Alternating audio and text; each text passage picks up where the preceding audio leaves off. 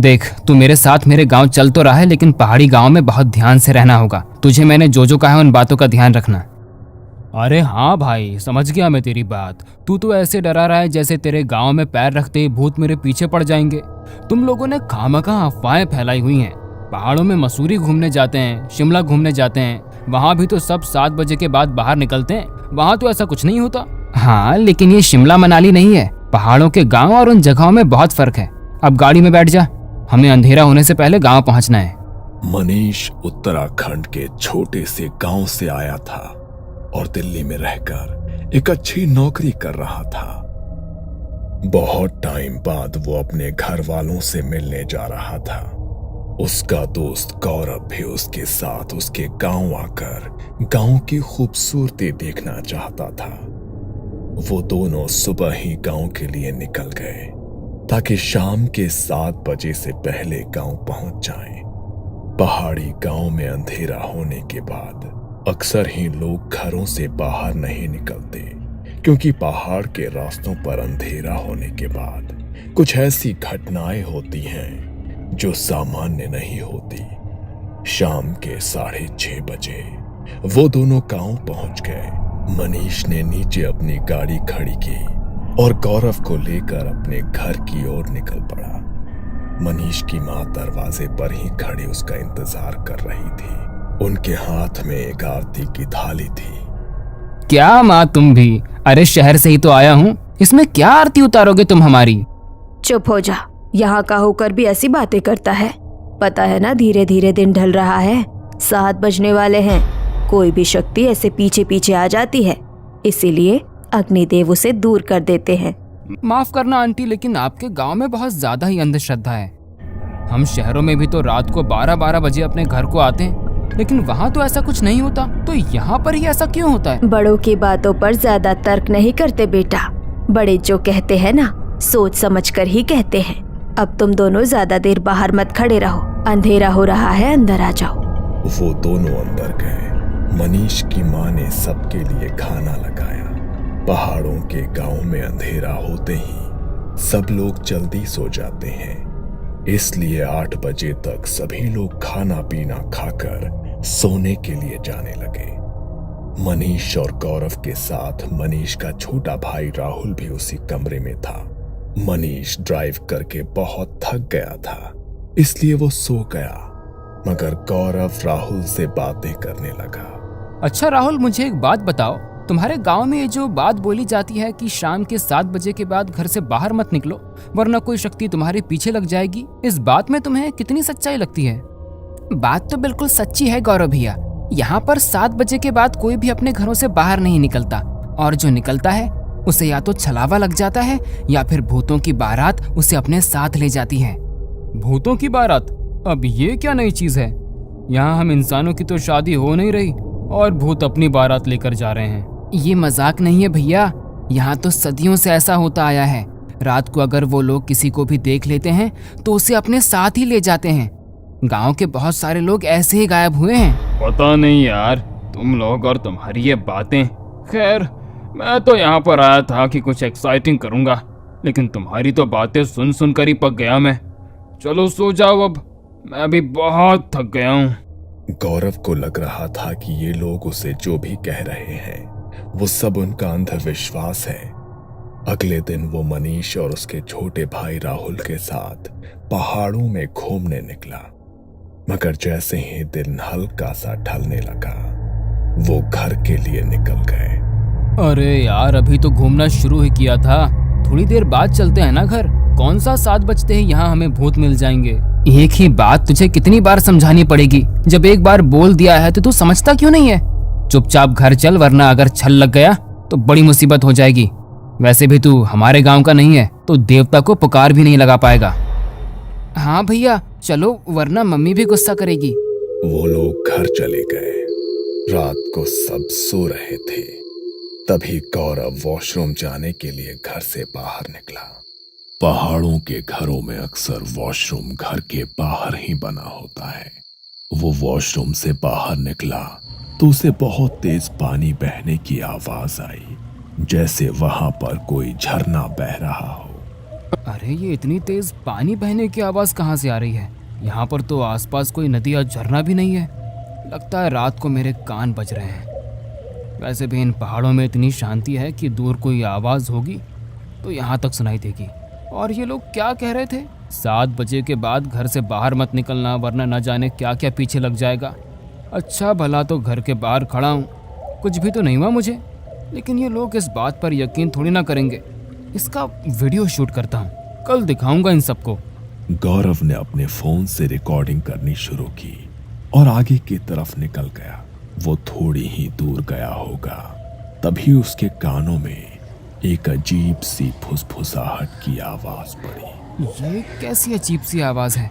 ऐसा लग रहा है इसे सुनता रहा तो कान के पर्दे फट जाएंगे। लेकिन ये आवाज है किस चीज की? गौरव ने इधर उधर नजरें घुमाकर देखा, मगर वहां कुछ भी नहीं था और ना ही उसके कैमरे में कुछ रिकॉर्ड हुआ। अचानक से वो आने वाली आवाज भी बिल्कुल शांत हो गई। कैमरे में रिकॉर्डिंग करते करते गौरव थोड़ा आगे पहुंचा तो फोन की फ्लैशलाइट से उसने देखा कि आगे रास्ते पर एक कुत्ता बैठा है। उसे जानवरों के साथ खेलना बहुत पसंद था, इसलिए वो उसके पास जाने लगा। वो कुत्ता सड़क पार करने के लिए सड़क के दूसरी तरफ जाने लगा और जैसे ही वो उस कुत्ते के पास पहुंचने वाला था, वो कुत्ता अचानक उसकी नजरों के सामने से कहीं गायब हो गया। ये देखकर गौरव के पसीने छूट गए और डर के मारे उसके कदम अपने आप पीछे होने लगे। ये क्या हुआ? ये कैसे हो सकता है? वो कुत्ता अभी तो मेरी आंखों के सामने था, तो फिर अचानक गायब कैसे हो गया?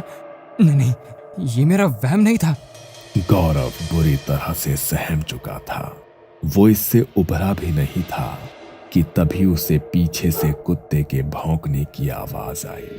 वो घबराया और उसने पीछे मुड़कर देखा तो वही कुत्ता उससे बहुत दूर खड़ा था और देखते ही देखते वो फिर से उसकी नजरों के सामने से ओझल हो गया। जब दोबारा गौरव के साथ ये सब हुआ तो उसे इस बात का यकीन हो गया कि ये कुछ भी उसका वहम नहीं है। डर के मारे वो बुरी तरह कांप रहा था, मगर उसने हिम्मत जुटाकर भगवान का नाम लिया और उल्टे पांव घर की तरफ चलने लगा। सब लोग ठीक ही कह रहे थे कि 7 बजे के बाद घर से बाहर निकलना ठीक नहीं है। जिन चीज़ों के बारे में आज तक मैंने सिर्फ सुना था, आज उससे सचमुच मेरा सामना हो ही गया। कहीं वो मेरे पीछे तो नहीं आ रहा होगा? हे भगवान, मेरी रक्षा करना। गौरव डरते हुए अपने कदम आगे बढ़ा रहा था, तभी उसे अपने पीछे किसी के कदमों की आहट महसूस हुई। वो अपने कदम और तेजी से बढ़ाने लगा, तभी उसके कंधे पर किसी ने अपना हाथ रखा। वो इतनी बुरी तरह डर गया कि उसके गले से उसकी चीख भी नहीं निकल पाई। तभी उसके सामने एक आदमी आकर खड़ा हुआ। वो दिखने में बिल्कुल सामान्य था, इसलिए गौरव की जान में जान आई। तुम्हें पता है ना, शाम को 7 बजे के बाद यहाँ अपने घरों से निकलना मना है। लगता है तुम जैसे लोगों को अपनी जान प्यारी नहीं है। अभी थोड़ी देर बाद भूतों की बारात निकलने वाली है यहाँ से, और अगर उनकी नजर गलती से तुम्हारे ऊपर पड़ गई तो तुम सुबह का सूरज नहीं देख पाओगे। आप मुझे डराने की कोशिश मत कीजिए काका। और आप भी तो इस समय यहाँ पर अकेले घूम रहे हैं, क्या आपको किसी से डर नहीं लगता? लगता था, मुझे भी डर लगता था, लेकिन एक रात मेरा ये डर हमेशा के लिए खत्म हो गया। क्या? कैसे खत्म हो गया आपका डर? जैसे ही गौरव ने उस आदमी से ये बात पूछी तो वो बड़े ही भयानक तरीके से मुस्कुराया। उसका चेहरा अचानक किसी मुर्दे जैसा हो गया और चेहरे का मांस मोमबत्ती के मोम की तरह पिघलने लगा। आंखों का रंग पूरी तरह सफेद पड़ गया और देखते ही देखते वो अपनी हड्डियों को मरोड़ने लगा। उसे देखकर गौरव जोर से चीखा और वहां से भागने लगा, मगर वो आदमी उससे भी तेज गति से उसके आगे आगे भाग रहा था। ये देखकर डर के मारे गौरव का बैलेंस बिगड़ गया और वो झाड़ियों में गिर गया। उसने बाहर की तरफ जाकर देखा तो दौड़ते दौड़ते आदमी अचानक वहां से गायब हो गया।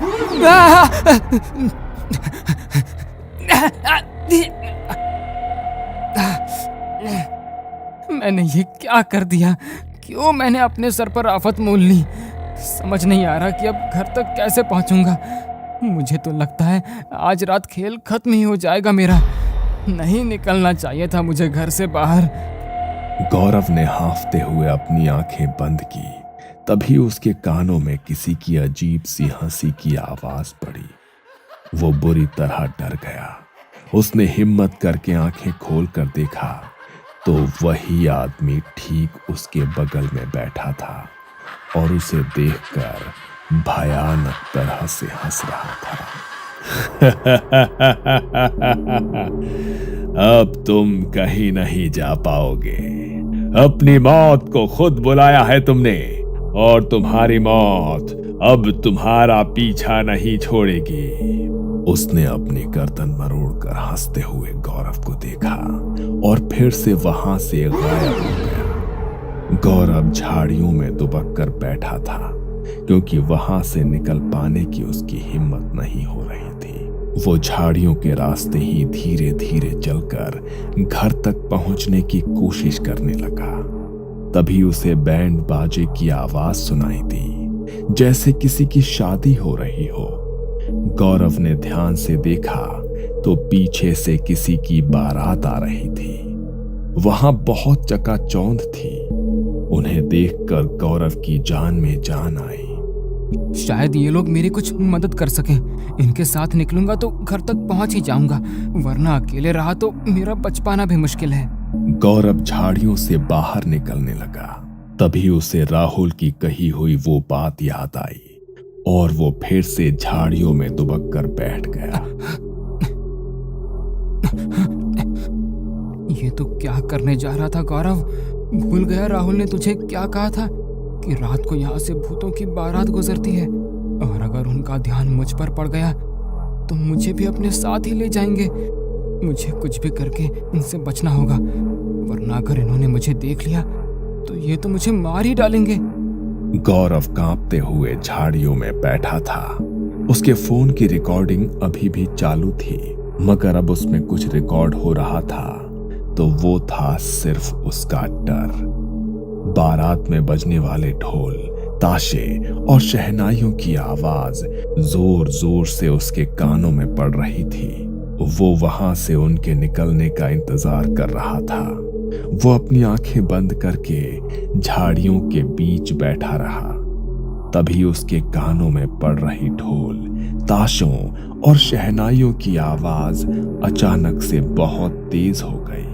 उसने अपने कानों पर हाथ रखा, मगर उसके कानों से खून बहने लगा। उसने डरते हुए अपनी आंखें खोली और उसने देखा कि वो बारात धीरे धीरे उसके पास आती जा रही है, और जैसे जैसे वो बारात उसके पास आ रही थी वैसे वैसे उसका डर बढ़ता जा रहा था। उसने ध्यान से जब उनकी तरफ देखा तो वो आम लोगों जैसे नहीं थे। उन सब के चेहरे का मांस फटा हुआ था और आंखों की पुतलियां बाहर को निकल आई थी। पैर पीछे की तरफ उल्टे मुड़े हुए थे और सबके चेहरे पर शैतानी हंसी छाई हुई थी। गौरव खुद को उनकी नजरों से बचाने की कोशिश कर रहा था, मगर तभी उनमें से एक का ध्यान गौरव की तरफ पड़ गया और वो उसे देखकर भयानक तरह से मुस्कुराया। जैसे ही गौरव से उसकी आंखें मिली, गौरव जोर से चीखा और वहीं पर बेहोश हो गया। अगली सुबह जब घर में सबकी आंखें खुली तो उन्हें गौरव पूरे घर में नहीं मिला। अरे रात को तो वो हमारे साथ ही सोया था, तो अचानक से कहाँ चला गया? और उसे तो यहाँ के रास्तों का भी पता नहीं है, तो अकेले कहाँ जा सकता है वो? सब उसे लेकर बहुत परेशान थे।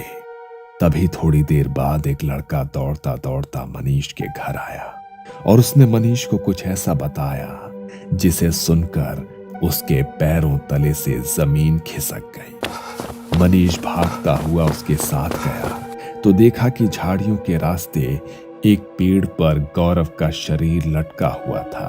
उसकी आंखों की पुतलियां गायब थी और जुबान बाहर को निकल कर आ चुकी थी। हाथ पैरों को किसी ने बुरी तरह मरोड़कर उल्टा कर दिया था। वो उसे देखकर जोर जोर से रोने लगा। अब उसके शरीर को पेड़ से नीचे उतारा गया तो मनीष ने देखा कि गौरव की शर्ट की जेब में उसका फोन था जिसमें कल रात की रिकॉर्डिंग थी। मना किया था मैंने कि 7 बजे के बाद घर से बाहर मत निकलना लेकिन तूने मेरी एक बात भी नहीं सुनी। काश तूने मेरी बात मान ली होती मेरे दोस्त। अपनी जिद की वजह से गौरव की जान चली गई। पहाड़ी गांवों में अक्सर ऐसी चीजें होनी बहुत आम है, इसलिए आज भी लोग वहां पर 7 बजे के बाद अपने घरों से नहीं निकलते। और अगर कोई वहां पर बने नियमों को तोड़ने की कोशिश करता है तो उसका वही अंजाम होता है जो गौरव के साथ हुआ। ये कहानी आपको अच्छी लगी हो तो हमें सब्सक्राइब करें, हमारा इंस्टाग्राम और फेसबुक पेज जरूर फॉलो करें। अगर आपके पास ऐसी ही कोई कहानी हो तो हमें कमेंट बॉक्स में भेजें। हम कोशिश करेंगे कि अगली एनिमेटेड स्टोरी आपकी होगी।